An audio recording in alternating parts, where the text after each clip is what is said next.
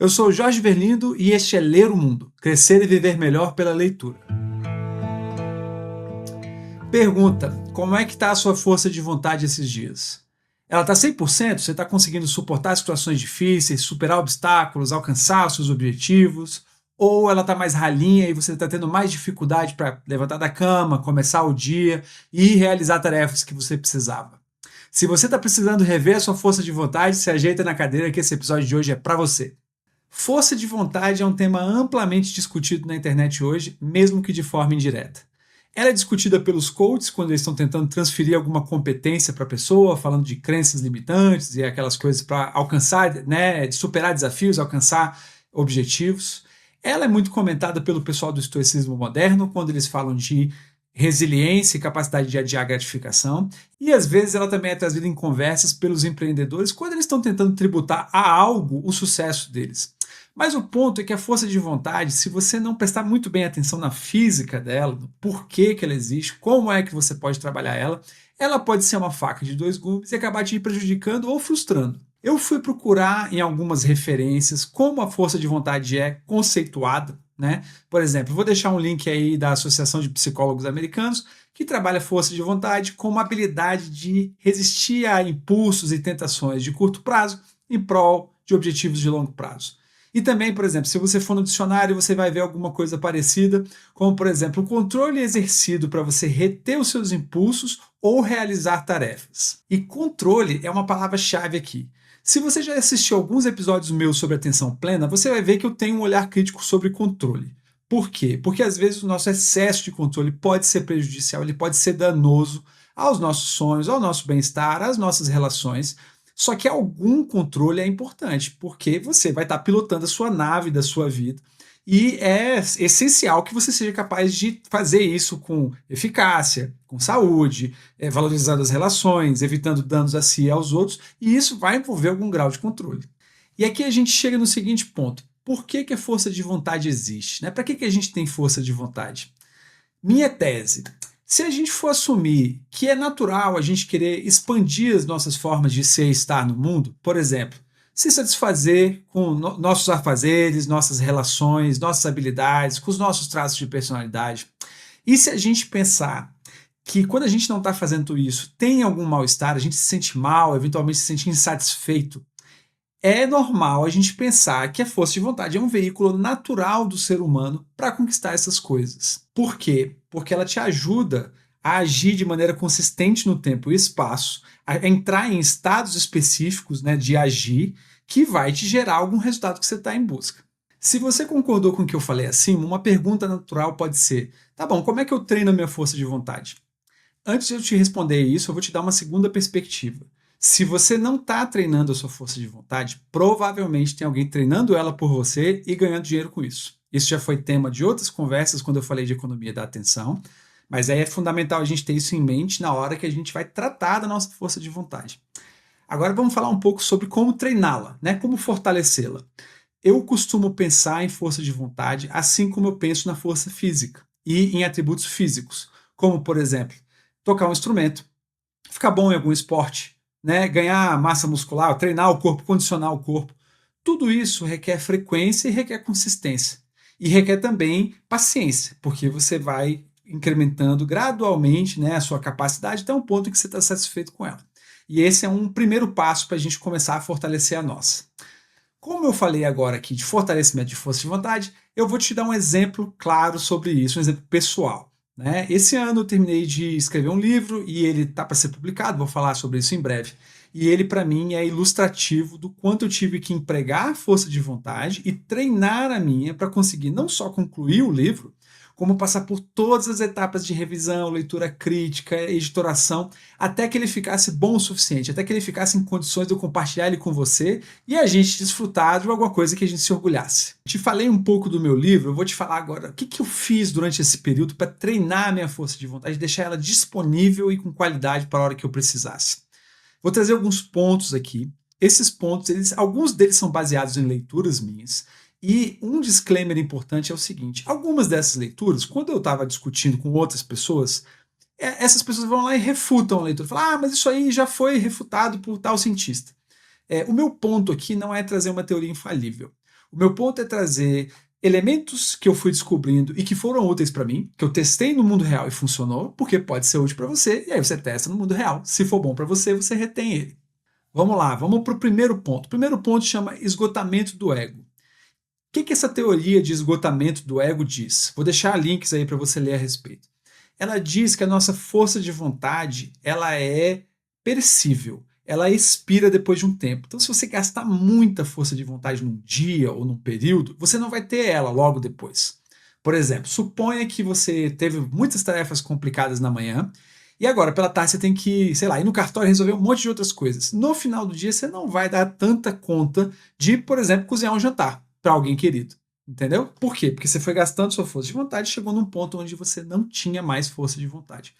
Eu acredito nisso, eu acho que é finito mesmo a nossa capacidade de empenhar energia, ela vai acabando ao longo do dia, ao longo do mês, ao longo do ano. E o que eu faço aí? Faço duas coisas importantes. A primeira delas, eu alterno tarefas complexas com tarefas simples. Porque eu saio de uma tarefa complexa onde eu me desgastei, me entreguei muito, e eu entro numa tarefa simples, onde eu não preciso pensar demais. Vou te dar um exemplo prático. Suponha que eu terminei de escrever um capítulo, ou eu terminei de fazer uma entrega muito grande no meu trabalho. A minha próxima tarefa não é escrever outro capítulo, nem fazer outra entrega grande no trabalho. É enviar os e-mails, lavar a louça, colocar minha roupa para lavar, fazer alguma coisa que ela seja mais manual, que ela me exija menos da minha capacidade psíquica, para que eu recupere ela nesse período e depois seja capaz de empregar de novo. E aí o segundo ponto ainda dentro desse esgotamento do ego que eu quero compartilhar com você é o seguinte, é importante que você veja dentro do período que horas é a hora de parar. Porque por mais que se você fizer esse ciclo de alternar entre tarefas simples e complexas, você vai estar garantindo mais força de vontade num período, num dia, numa semana, num mês. Mas chega um momento que ela acaba mesmo. Por exemplo, às vezes você chega no final do mês e você já está estafado. Você não vai conseguir levantar mais tão cedo, você não vai conseguir mais emendar mais uma tarefa depois de outra muito complexa. E é importante você ter essa compreensão, você olhar para trás, né, com alguma gratidão aí pelo que você conseguiu executar, para que no próximo período você já esteja pronto para recomeçar as coisas que você quer fazer. Próximo ponto que eu uso para trabalhar a minha força de vontade é não vincular a minha motivação com fatores emocionais. Vou te dar um exemplo prático. Eu corro, né? Eu corro 4 vezes por semana. Às vezes eu vou levantar e não vou estar muito bem para correr. Vou levantar e vou estar chateado, cansado, vai estar frio, vai estar escuro. Por exemplo, eu gosto de correr bem cedo pela manhã. Depois que vira inverno, começa a amanhecer apenas 6h20, 6h30, mas eu acordo 5h30. Eu levanto mesmo assim. O que eu penso? Eu penso que se eu for ter que estar bem para fazer isso, eu não vou fazer nunca. E eu vou entrar num diálogo, numa negociação interna ali minha, se vou, se não vou, que essa negociação já vai me tirar força de vontade. Então eu assumo um compromisso como se fosse com um amigo, com um terceiro, com um parceiro, com um sócio. Eu penso assim, eu assumi esse compromisso, eu vou. É óbvio que eu não vou fazer isso, né? Tipo, se eu estiver doente, se eu estiver, sei lá, em jejum, se eu estiver passando mal. Mas se não tiver nada externo me prejudicando, eu assumo o compromisso que eu fiz anteriormente e não fico analisando como eu estou me sentindo agora para executar alguma tarefa. O próximo item que eu uso muito, que também é muito usado na discussão da força de vontade, é o adiamento de gratificação. Eu falei sobre esse tema no vídeo do PEC, mas o ponto que me interessa aqui é que adiamento de gratificação é uma das bases da disciplina, que ela é um alimento para a força de vontade. Né? Quanto mais você faz, mais o seu corpo se acostuma a fazer e menos trabalho ele vai dar na hora que você precisa realizar alguma tarefa. Muito bem, se você não sabe o que é adiamento de gratificação, ele está lá na definição de força de vontade, que é você adiar um prazer, alguma recompensa no agora, em prol de algo melhor, maior, mais importante, mais relevante no futuro. Então, você deixa de sair com os amigos hoje para estudar para uma prova e passar na prova e, sei lá, de um concurso. E isso é adiamento de gratificação. E aí, duas coisas importantes dentro desse tema. A primeira delas, por que eu acho o adiamento de gratificação importante? Porque ele gera consistência e você vai sabendo limpar o que é uma satisfação muito momentânea. Sei lá, você quer sair logo com os amigos para não estudar o último capítulo de alguma coisa, como eu disse no exemplo. Ou só hoje você não vai treinar, ou você vai comer um hambúrguer hoje você estava de dieta. Então, se você for fazendo isso consistentemente, você vai compondo resultados e chega numa hora em que você vai desfrutar desses resultados. Você vai ter lido todos os capítulos ou escrito todos os capítulos. Você vai estar pronto para fazer a prova. Você vai ter perdido o peso que você queria. Então, essa composição de resultados aí ela é muito importante para o adiamento de gratificação. Mas uma coisa muito importante aí é você saber discernir o que é adiamento de gratificação e o que é sacrifício vão. O que eu quero dizer com isso? Às vezes a gente confunde sofrimento com resultado. Fala assim, não, se eu não estiver sofrendo, eu não vou estar alcançando o resultado. Se eu não estiver abdicando de um monte de coisa, eu não vou estar alcançando o resultado. Só que não é verdade. Por quê? Às vezes o resultado não vem, às vezes está claro, as condições não estão favoráveis para que um resultado venha, então a estratégia é outra. Ou às vezes você não precisa sofrer tanto. Às vezes você pode sim ler metade de um capítulo e ir lá depois encontrar os seus amigos. A questão é você saber discernir isso para você não se enganar, nem fugindo de um lado, nem fugindo do outro. E aí um outro ponto que eu gosto de trabalhar para fortalecer minha força de vontade, esse é meu, tá? Não está escrito em lugar nenhum. Pelo menos não sei. Eu chamo ele de o eu do presente e o eu do futuro. Como é que eu faço isso? Por exemplo, quando eu tenho muitas tarefas, eu tenho uma coisa muito importante que eu quero realizar, enquanto eu estou realizando ela, eu estou pensando assim, o Jorge do futuro vai se beneficiar com isso. Então eu assumo um compromisso com essa pessoa do futuro, eu quero fazer bem para ela. Sabe como é quando você quer fazer bem para alguém que você ama? Para o irmão, para a irmã, para o cônjuge, para o pai, para o cachorro, não importa. Alguém que você ama, você quer fazer um bem para essa pessoa. Não te dá uma motivação extra? Agora imagina que essa pessoa é você. Essa é uma faceta. A outra faceta é quando o eu do futuro está se beneficiando do que o meu eu do passado entregou. Vou te dar um exemplo. Suponha, né? Eu passo numa prova de línguas. O eu do passado falou: vou estudar isso aqui nas horas todas porque eu quero que esse cara passe na prova. E o eu do futuro que passa, ele fala: puta, passei na prova, porra, que gratidão, né? Que é outra energia, né, muito importante pra gente, é você se sentir grato. Então, você está fazendo um jogo aí de duas fases. Numa, você está assumindo um compromisso de realizar a tarefa, se empenhar sua energia em coisas importantes, e na outra, você está desfrutando e registrando quanto foi bom alguém, no caso você, ter se empenhado naquela tarefa. E chegando no último ponto, eu diria o seguinte: manter a paz quando as coisas não irem como você pensa. O que eu quero dizer com isso? Culpa é um péssimo direcionador de força de vontade. Você não conduz força de vontade com culpa. Você começa a entrar numa série de negociações por dentro, você fica se julgando, se repreendendo, e isso gasta energia. Pense que a força de vontade é quase como um tanque de carro que você vai encher ele. Então, se você estiver tendo várias discussões e ruminações internas, esse tanque não enche. E é importante a gente saber aceitar quando não deu, porque quanto mais rápido você aceita que não deu, mais rápido você recomeça. É importante saber aceitar e é importante saber recomeçar. Uma coisa tem a ver com a outra.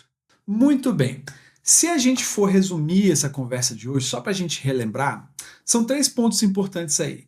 O primeiro deles é que a força de vontade ela é importante, ela é veículo para a execução das coisas que você quer realizar no mundo. O segundo ponto é que se você não estiver treinando a sua força de vontade, alguém vai treinar ela por você.